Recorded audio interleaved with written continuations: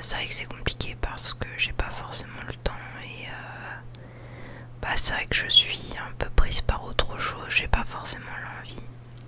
Donc c'est vrai que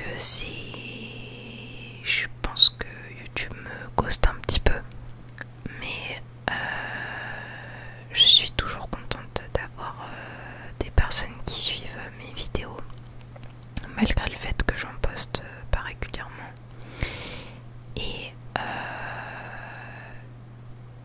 des fois la qualité était un petit peu médiocre. Voilà, enfin au niveau de la vidéo, c'est vrai que j'avais pas un matériel de ouf. Là j'ai changé de téléphone et comme je tournais avec ça, du coup vous me direz si c'est mieux. Parce que du coup en plus de la light, au moins j'ai un téléphone un petit peu mieux. Pour le coup je me suis fait une petite folie, j'ai acheté un iPhone, voilà, je me suis dit bon, j'ai jamais essayé mais j'ai d'autres produits Apple et je les trouve très bien. Donc je voulais tester l'iPhone pour les vidéos, comme je me suis dit que j'en faisais pas mal. Parce que c'est vrai que du coup je dessine toujours avec autant de plaisir. Et en fait je fais des vidéos TikTok de mes dessins et elles marchent très bien. Enfin elles marchent très bien.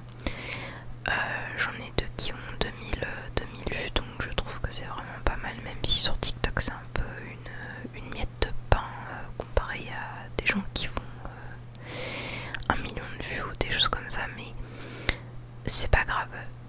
Moi ça me suffit très bien et de toute façon j'aime bien TikTok, c'est cool, les artistes sont vraiment mis en avant. Mon chat m'a fait bugger. Il fait l'andouille, j'espère que vous l'entendrez pas trop. Il y a de la pluie aussi dehors, enfin bon, c'est apocalypse. Et du coup, c'est vrai que j'adore ce format de vidéo, enfin j'adore filmer mes dessins en fait. Mais après de ce que j'ai vu sur YouTube en ASMR, il y a une chaîne que je suis qui, je me souviens plus le nom, mais c'est un mec qui fait que des dessins en ASMR. Mais lui il dessine 10 fois mieux que moi, donc du coup je peux comprendre l'engouement aussi. Et c'est à dire que moi je sais que c'est pas forcément ça qui vous intéresse de ce que j'ai vu, et puis de toute façon ce qui vous intéresse le plus, j'ai l'impression c'est la K-pop. Enfin c'est vraiment mes vidéos où j'ai le plus de vues.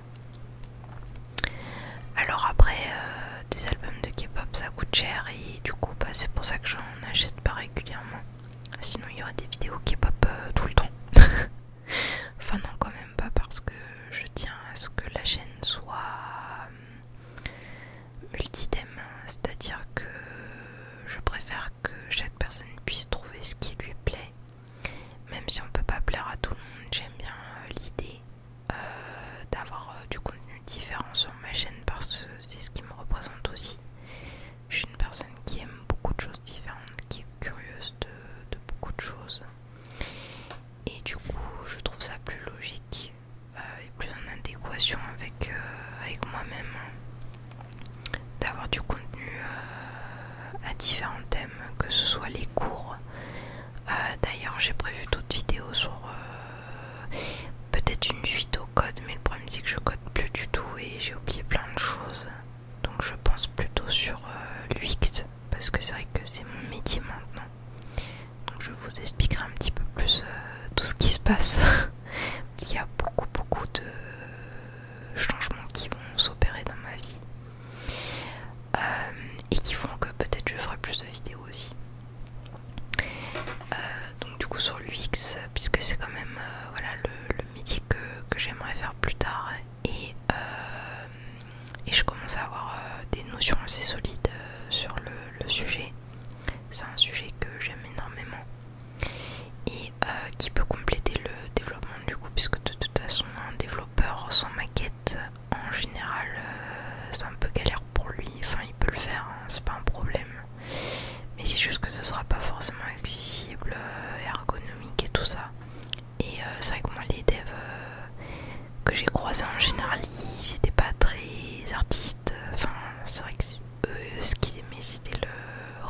problème, écrire du code et voilà. Mais ça n'avait pas forcément le côté artistique, sauf les développeurs front. Mais c'est vrai qu'en bac, bon bah s'ils prennent du bac entre autres, c'est pour pas faire ça. Parce que c'est pas leur truc. Donc du coup, qu'est-ce que je voulais dire, donc du coup, il y aura peut-être des vidéos de cours sur l'UX, UI. Ensuite d'autres vidéos un peu roleplay peut-être, il faut que je trouve parce que c'est vrai que j'aime bien ça. Mais j'aime pas faire forcément comme tout le monde. Et du coup, c'est vrai que j'ai choisi vraiment le meilleur moment pour faire la vidéo. Et donc du coup, voilà un peu pour tout ça. Et donc merci à vous d'être encore présents. Je sais qu'il y en a qui regardent très souvent mes vidéos, qui sont là dans les commentaires, et ça me fait extrêmement plaisir. C'est vraiment pas par manque de... Enfin, comment dire, vos commentaires me touchent toujours autant, et c'est vrai que après il faut que j'ai l'envie de faire des vidéos et le temps, l'inspiration. Il y a plein de choses. En fait j'ai une liste avec tout ce que... Enfin des idées de vidéos. Mais c'est vrai que souvent soit j'ai pas l'envie, soit j'ai pas le matériel ou le temps. Enfin il y a toujours un truc qui bloque en fait. Même si en fait avoir le temps, quand je dis je n'ai pas le temps c'est un peu faux. De toute façon on a toujours le temps, c'est juste que enfin façon de parler quand on travaille pas, je veux dire. Mais en fait c'est plus que du coup je préfère faire autre chose comme du dessin par exemple, et comme c'est un sujet qui n'intéresse pas grand monde, du coup bah je le filme que pour TikTok et je fais pas du tout pour ma chaîne ASMR.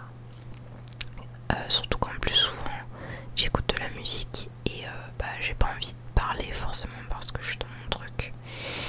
Et moi en fait quand je dessine je suis vraiment dans une espèce de bulle, enfin voilà quoi, genre en général faut éviter de me parler ou je parle pas.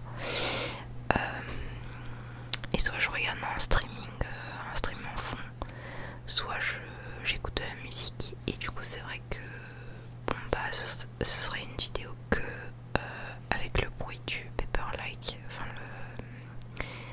le film qui est sur mon iPad pour imiter le bruit du crayon. Donc ça c'est cool, mais il y a plein de gens qui ont du mal avec le no talking, enfin en particulier sur ma chaîne, parce que surtout que je fais jamais de vidéos no talking. Donc je pense que les gens sont là pour du talking parce qu'ils aiment bien mon chuchotement de ce que j'ai compris. Et du coup ça serait pas en adéquation avec le reste en plus. Donc c'est vrai que du coup je pense qu'il n'y aurait pas de public. Et donc oui je fais des vidéos parce que ça me fait plaisir, mais il faut être honnête aussi. J'essaye de faire des vidéos qui intéressent parce que sinon je les mettrais pas en ligne. Enfin ça c'est un petit peu... Enfin voilà, je veux dire, c'est un petit peu logique. C'est comme quand je poste un dessin sur Insta. Bon maintenant je m'en fiche un peu. Mais au début j'essayais de faire ce qui pouvait intéresser les gens. Bon après je me suis aperçue que j'y arrivais pas. Parce que ce qui intéresse les gens c'est ce que je fais plus. C'est du dessin manga surtout. Ou alors du hyper réaliste. Et l'hyper réaliste bah, c'est pas ce que je fais. Moi je fais du semi-réaliste. Et bah, ça intéresse pas forcément les gens. En plus qu'Instagram soit pas du tout sympa avec les artistes, qu'ils les mettent, il les met pas du tout en avant comparé à TikTok par exemple. Et du coup c'est pour ça que je poste plus grand chose et que je m'en sers plus comme compte pour discuter avec mes potes ou quoi. Enfin bref.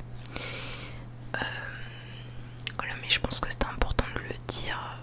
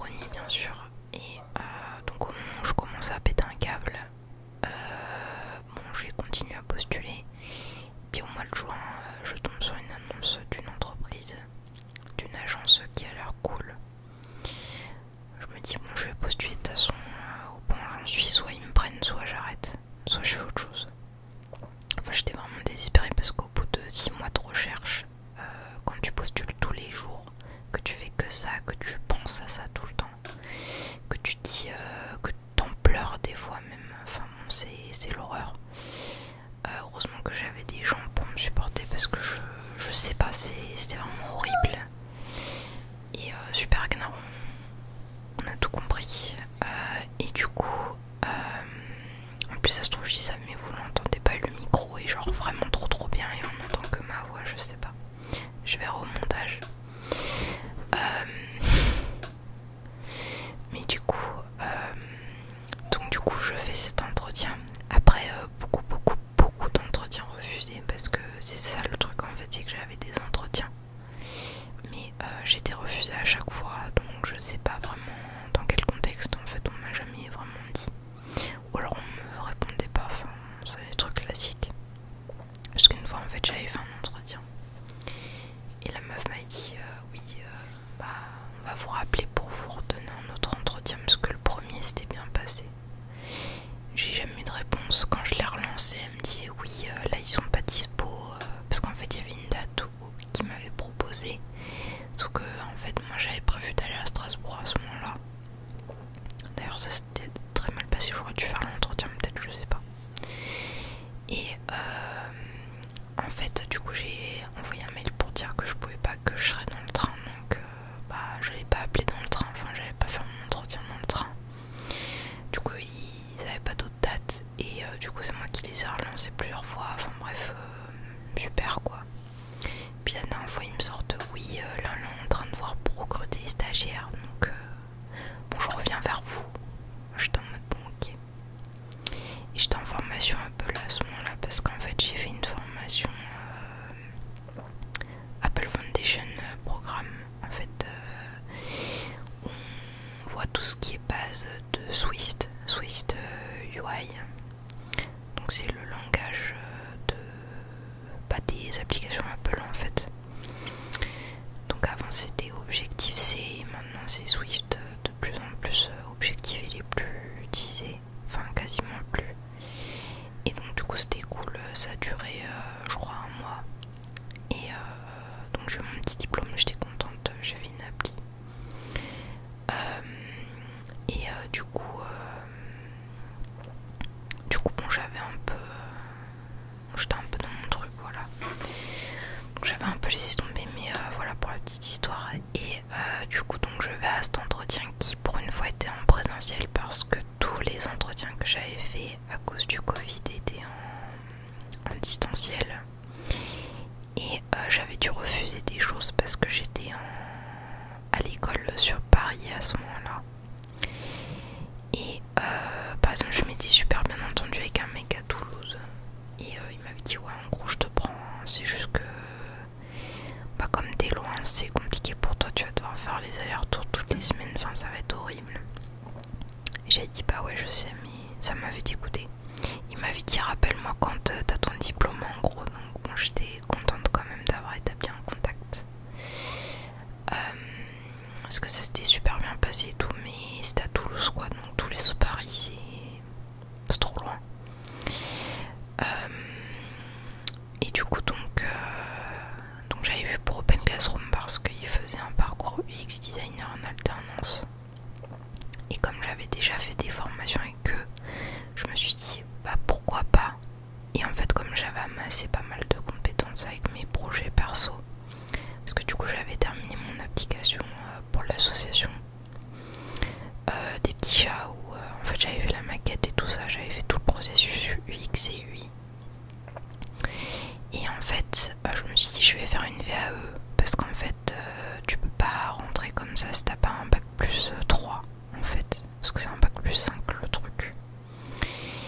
Et moi j'avais rien, j'ai pas de bac, j'ai rien.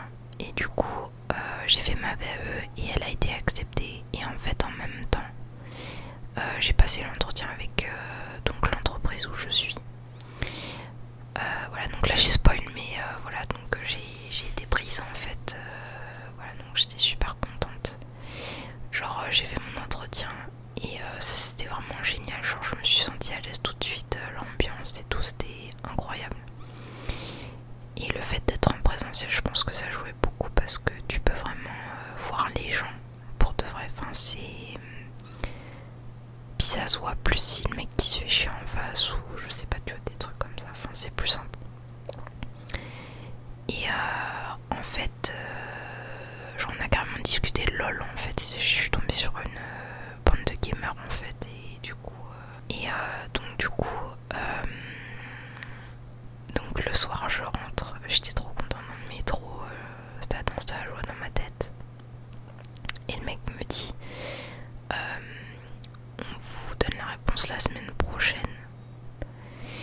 en fait je suis rentrée chez moi donc vers 18h et là je vois qu'on m'envoie un message. Il me dit oui c'est donc je vais pas dire son nom mais on va l'appeler Monsieur H. Voilà. Donc c'est Monsieur H de telle entreprise. Donc je vous appelle. Enfin est-ce que je peux t'appeler? Donc je fais oui. Et du coup il m'appelle. Il me dit bon écoute t'as fait l'unanimité. Donc on voulait t'accueillir dans notre entreprise si t'es toujours d'accord, si ça s'est bien passé pour toi. J'ai dit ah. Donc j'avais le sourire jusque là et j'avais envie de pleurer de joie quoi. Parce que j'avais vraiment envie d'aller chez eux et merde ça faisait 6 mois que je cherchais quoi. Donc du coup j'ai dit oui. Et du coup ils m'ont proposé un stage en juillet où en fait j'ai pu faire mes preuves quand il y avait du boulot. Parce qu'au début il n'y en avait pas mais ça c'était pas leur faute. C'était parce que les clients ils commençaient à être en vacances et ils répondaient pas. Et du coup donc je me suis retrouvée à bosser pour eux donc en juillet et en fait du coup pendant ce laps de temps ils ont signé mon contrat avec Open Classroom parce que du coup j'avais réussi ma VAE et du coup pas Open Classroom en direct prise parce que de toute façon comme j'avais une entreprise bah c'était bon. En fait le seul hic c'est que du coup de base j'étais en contrat pro donc en alternance c'est pas en apprentissage sur le parcours UX designer donc en bac plus 5 et en fait ce qui se passe c'est qu'ils vont perdre le titre RNCP de cette formation là l'année prochaine de ce que j'ai compris et en gros du coup ils m'ont mis sur une autre formation qui s'appelle chef de projet digital spécialisation UX designer mais en fait c'est exactement le même programme. C'est juste qu'en fait c'est un bac plus 3-4 au lieu d'être un bac plus 5 et c'est en apprentissage. Donc le salaire est un peu différent mais après bon, je m'en fous un peu. Et du coup voilà.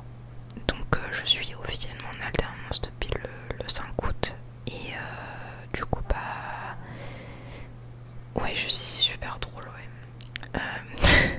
Et du coup voilà. Donc c'est un grand changement dans ma vie parce que comme mon copain a trouvé un travail aussi donc ça fait un moment, ça fait 2 mois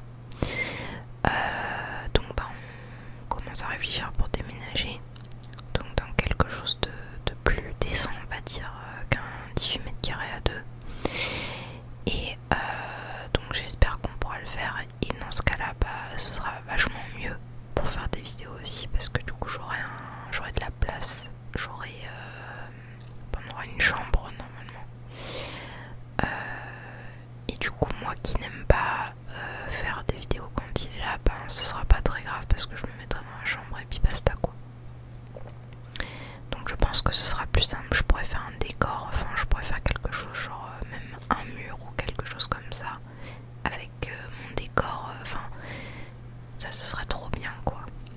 Genre je sais que direct je m'achèterais des petits néons, des trucs, enfin ça c'est un truc que j'ai toujours voulu faire. Où je mettrais mes dessins, enfin je pense que je ferai un truc sympa quoi. Dans la limite du raisonnable puisque en locataire tu peux pas percer 50 trous non plus. Mais voilà quoi. Donc big changement et puis bon là je suis toujours en train d'essayer de passer le code. Ça fait 2 ans que j'essaye, faudrait peut-être que je l'ai. Mais je me dis la 3e fois c'est la bonne normalement puisque j'ai déjà raté 2 fois. Ensuite je dessine beaucoup, j'écris beaucoup parce que du coup je me suis enfin lancée dans la réécriture de mon roman que j'écris depuis le collège mais qui du coup était plus vraiment d'actualité par rapport à comment j'écris maintenant. Puis bon bah j'ai changé entre temps quand t'as 13 ans et quand t'en as 23. Bon bah tu as vécu des choses qui font que tu vas écrire les choses différemment, que tu vas ressentir les choses différemment, tu as gagné en coup ça va changer complètement ta manière de voir les choses aussi. Et donc du coup j'ai transformé ce récit collégien en vrai récit pour le coup adulte, avec des thèmes adultes aussi bien sûr. Et du coup je publie tout ça sur Wattpad. Donc si vous êtes intéressé, ça s'appelle Blue Story, je mettrai le lien en description. En dessous, voilà, je fais comme les vrais youtubeurs. Et du coup je mettrai le lien de mon TikTok aussi si vous voulez voir un peu ce que je fais. Si ça peut en intéresser du coup les personnes qui aiment bien le dessin. Où je dessine entre autres les personnages de Blue Story. Et du coup bah c'est vrai que je prends vraiment du plaisir à le faire et c'est vraiment cool. Donc du coup c'est vraiment cool à faire. Et en fait le truc c'est que c'est quoi, du coup il y a beaucoup de choses qui peuvent changer et du coup qui font que j'ai pas forcément le temps ni l'envie, mais je lâche pas la chaîne pour autant. Je pense que c'est quelque chose que j'aime beaucoup faire, toujours beaucoup faire, voilà, c'est plus français déjà. Et je me vois mal arrêter en fait, parce que c'est quelque chose que j'adore faire et je sais que ça fait du bien aux gens. Moi-même quand j'étais pas bien, la ASMR c'était quelque chose qui me détendait vachement, qui permettait d'aller un peu mieux, ne serait-ce que le temps d'un soir ou quoi. Et puis je sais que ouais, c'est quand même une aventure assez extraordinaire. Parce que même si j'ai pas genre 100 millions d'abonnés ou je sais pas combien, je m'en fous. Mais je sais que les 400 personnes que j'ai prennent dans doute du plaisir à regarder ce que je fais puisqu'elles sont abonnées, donc techniquement voilà. Puis j'ai toujours des personnes récurrentes dans mes commentaires, etc. Et ça c'est super important pour moi parce que j'ai réussi à faire se rejoindre beaucoup de gens qui avaient une même passion et je pense que c'est super important. Donc voilà, après je suis pas très douée pour expliquer ce genre de choses, mais je pense que vous avez compris que j'étais contente. Voilà. Sinon après j'ai pour projet de lancer une chaîne de true crime. Enfin en fait avec une amie on s'est aperçu qu'on avait un point commun, c'était regarder des vidéos sur les tueurs en série et tout ça, sur les meurtres, etc. Et en fait on s'est dit pourquoi pas faire une chaîne Twitch. Donc en fait on est en appel un soir comme ça et on se dit why not. Et du coup je commence à faire le setup et tout. Et donc au bout d'un moment j'ai trouvé comment faire pour que ça tourne et pour voir sa tête, etc. en même temps. Et du coup on a réussi. Et donc du coup on s'est dit voilà, si on fait ça. Et bon du coup je dois faire un overlay et tout ça, donc c'est pas encore prêt. Mais quand j'aurai tout fini, on pourra faire nos lives horreur un petit peu. Voilà. Donc pareil, je pense que je mettrai la chaîne plus tard en description, pas quand la vidéo sort. Voilà. Parce que du coup il n'y a rien, donc ça c'est pas forcément utile. Quoique, si vous voulez vous abonner, remarque. Et voilà. Donc si vous aimez le true crime, le true crime, ça peut vous intéresser. En fait on va réagir par rapport à des documentaires, des reportages sur le sujet, même des vidéos YouTube que d'autres youtubeurs ont fait. Du coup c'est du Reactception en fait. Mais voilà, donc du coup si ça peut vous intéresser, je mettrai tout ça en barre d'infos. Et du coup c'est tout.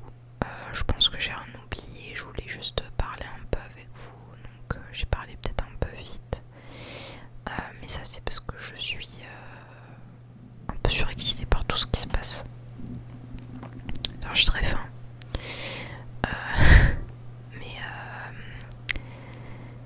Mais ouais, en fait je suis assez fatiguée par tout ce qui se passe, mais je sais que c'est une fatigue, une bonne fatigue on va dire, parce que